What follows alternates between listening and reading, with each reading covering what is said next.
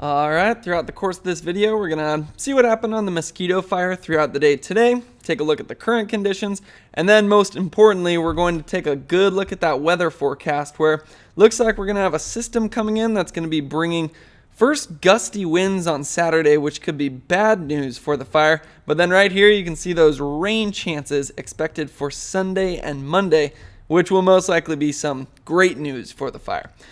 But when it comes to the Mosquito Fire, it does look like we're over 71,000 acres. I'd imagine some of that acreage has to do with some of the burning operations that have been going on, because if we look at what the fire actually looked like throughout the day today, it didn't really have all that much growth.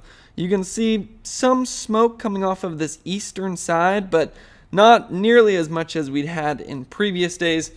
Big reason for that was because the winds were so calm overnight. It allowed a lot of that smoke just to settle over the fire.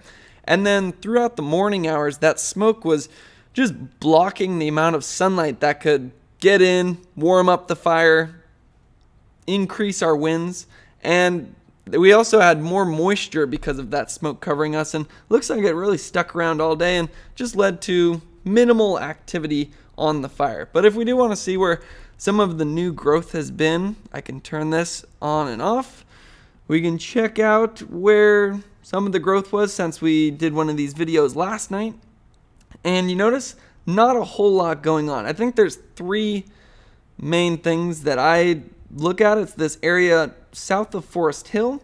Do see some of that new red on the eastern side. And then we have that big firing operation going on up there.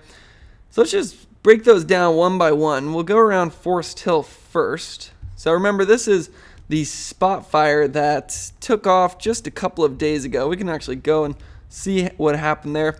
Ember jumped Middle Fork American River, rushed up towards Forest Hill, and looked something like that. Luckily, stopped before Forest Hill High School, and I never heard of it getting past Forest Hill Road.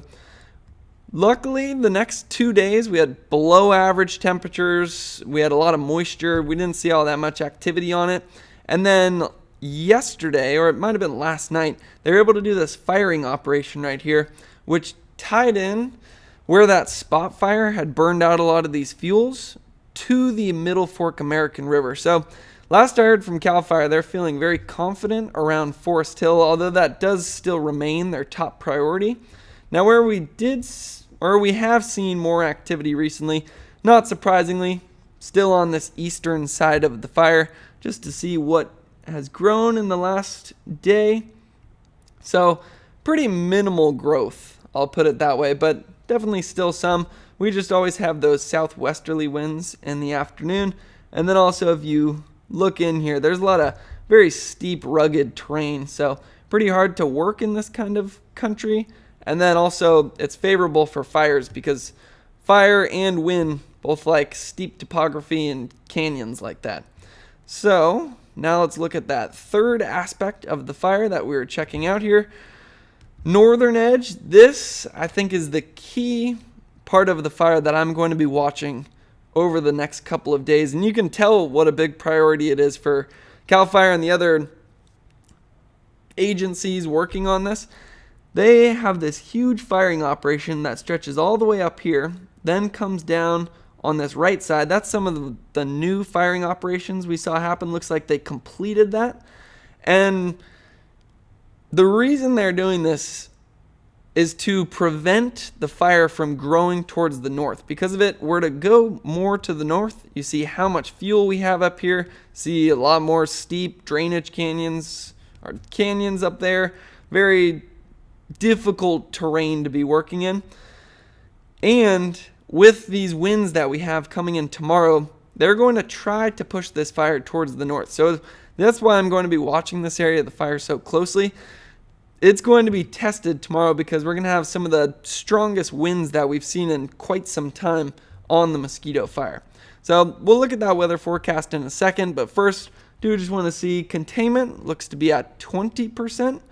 If we want to see where that containment is, so we see that black line around the fire. So mostly on the southern edge down there, it looks like we're actually increasing in some parts of It's hard to tell where it's actually black because it's contained and where it almost just looks black because they've completed so many dozer lines that it almost looks like the perimeter has gone black. And that's probably a good thing that it looks that way because we are looking fairly good around Forest Hill right here with all those dozer lines. That was a big part of the reason that it didn't just rush through that community. All the work that they'd done preparing for the day that spot fire took off. Now up here on the north again looking, we not only have the firing operations where they've cleared out some of those fuels, but we also have some dozer lines. So we've got two different factors trying to reduce the spread of this fire towards the north. And then it even looks like we have some dozer lines now on the eastern side of this fire. Not as much around this little finger that we've seen growing, but when we look at the CalTopo map, there's not too many structures on this entire eastern side of the fire. Now when it comes to the personnel, there's a lot of personnel with all of those dozer lines and all the amazing work that's been done on this fire that we've been seeing in real time. So 3,873 as of right now. So now let's just see what parts of the fire appear active. Does look like we still have some red stars around Forest Hill, but as I mentioned, that was the firing operation where they tied it in with the river.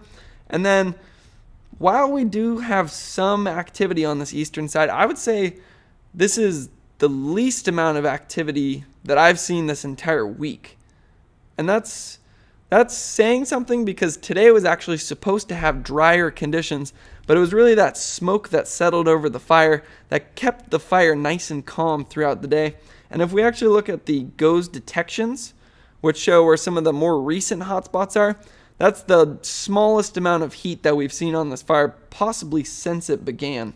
Although I never really look at these at like 3 or 4 in the morning when there's a lot of moisture out there. So might have been more moisture, or might have been calmer behavior at those times. But I've been doing these videos every single day at 7 o'clock, and that is the best that it's looked, I'd say, all week.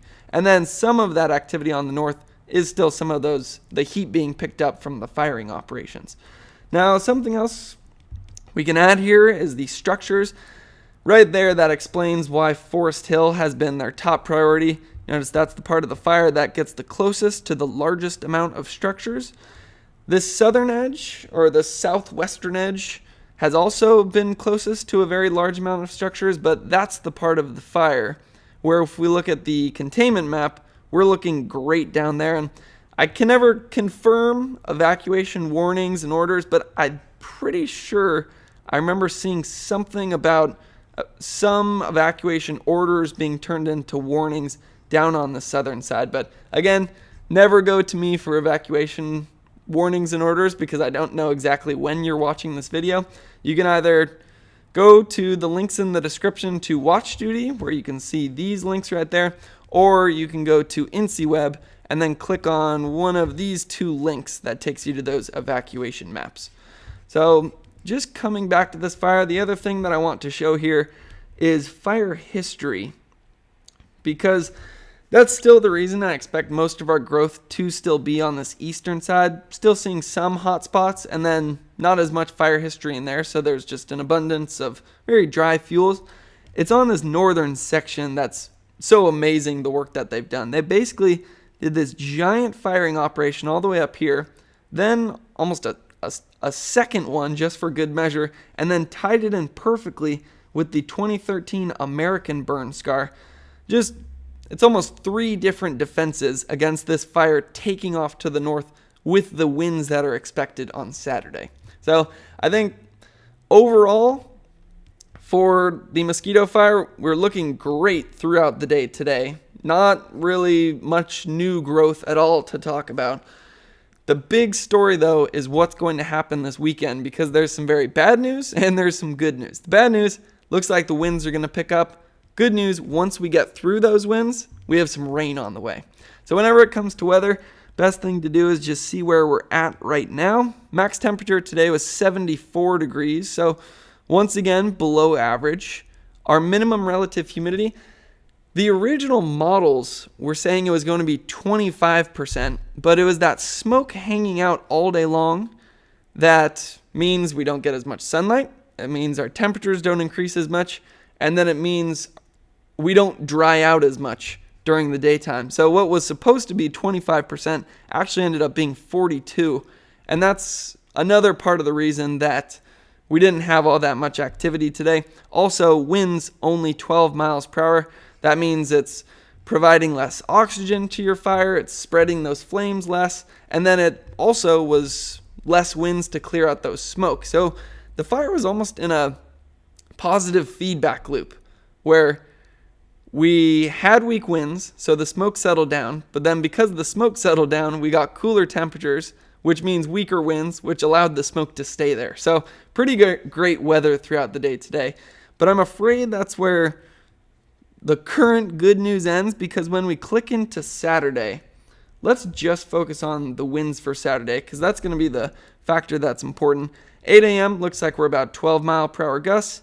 By 11, looks like we're up to 23. By 2 p.m., that's where the gusts start really kicking up to about 25 to 30 miles per hour. And then by 5 p.m., still seeing some gusts around 30. And then as usual, it starts to taper off as we get into night. But at 8 p.m., we still have some 27 mile per hour gusts before we officially start to calm down to 15 at 11 p.m. So the key thing with that, you notice the direction those winds are coming from. They're coming from the south. So that explains why they've been working so hard to put in all these firing operations and dozer lines up here on the north, because these winds are going to try to take the fire and push it up towards the north. The one thing that I'm worried about is that we get something like what we saw in the Dixie fire last year, where there was a ton of great work done on the northern edge, and then some strong southerly winds kicked up one day, took a burning ember, dropped it over, and then the fire took off 15 miles. Now, I'm not saying that's going to happen by any standards. Overall, it looks like they have some amazing work here. They said they're feeling confident on the northern side, and the fire just looks a lot calmer right now. So, not saying it's going to happen, but it is something that I'm going to be watching closely. Now, once we get through that, though, this is where some of the good news starts to come in. So it's this system right here. Keep an eye on the top left. That system drops down into California. When it first drops in, notice how close those isobars get together. That's almost like making your atmosphere steeper. So how I explained this morning in today's Wildfire Insider was, today it looked like that, where those lines are very far apart. That's like almost if you had a snowy hill that was at like a 5-degree angle, and then you tried to sled down it, you'd go very slow. So we had very weak winds today. That's why that smoke was just hanging out all day long. Now, as this low gets closer, those lines get a lot closer, and it's literally like making your atmosphere steeper. So that's taking that snowy hill, cranking it up to, we'll say 45 degrees, then you jump on that sled and you fly down that hill. So same thing happens to our winds. When the atmosphere gets steeper, those winds get stronger. Now the good news is that's just going to be for Saturday. Then on Sunday, that cutoff low just parks itself right off of the coast of California, and then it's at that point where the rain starts coming in. So let's just break down the exact timing and totals of this rainfall. North Bay starts to see some of it as early as 11 p.m. on Saturday. By 2 a.m. on Sunday, looks like we're already starting to get some of our first showers in the Sierra, but clearly most of the rain's still on the coast of California. Then we start to see some of the moderate rainfall build in by about 8 a.m. on Sunday, fills in further into the North Bay and East Bay by about 11 a.m. on Sunday. Now let's just keep our eye on the Mosquito Fire to see when our real first good chances look to be. I would say that'd be Sunday afternoon. Looks to be when that rain starts filling in. Continues. We're now into Monday morning. We're still getting some light rain over the Mosquito Fire. We're now into Monday evening, still getting some light rain over the Mosquito Fire. And then maybe even a couple little drizzles into 5 a.m. on Tuesday. So great to see how long lasting this rainfall is going to be. And it's also great to see that none of this over the Mosquito Fire was very heavy rainfall. So that's going to help us when you're thinking about this fire. would have cleared out a lot of the fuels in this area, and it's the fuels and their roots that hold all the hillsides in place. And that's one of the concerns when you get rain over a burn scar is you got some rain, there's no more roots holding the hillside in place, it saturates the soil and it basically just turns into a liquid and you get a big mudslide. Now that's where it's some good news that it looks like we're just going to have some light rainfall. I'd say I'm still going to be watching for that, but as of right now, it just looks like we're going to get about 1/4 of an inch over a long period of time over the Mosquito Fire. So that's going to help diminish the chances of things like mudslides. But anytime you hear rain and wildfire in the same sentence, that is always something you have to think about.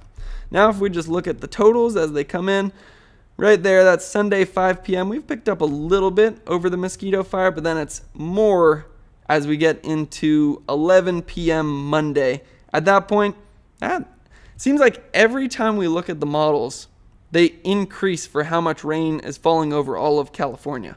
So at first, we had just a trace of rainfall over the Mosquito Fire. It was in that black color down there where it was maybe 0.05 inches of rain, and Santa Rosa said 0.4 inches of rain. Now Santa Rosa says 1.3, and we're in the blue color there, which means could be getting 1/4 of an inch to even 1/2 an inch of rain over the Mosquito Fire. Now, with that being said, right now the models are trending in the right direction for bringing more rainfall to the fire.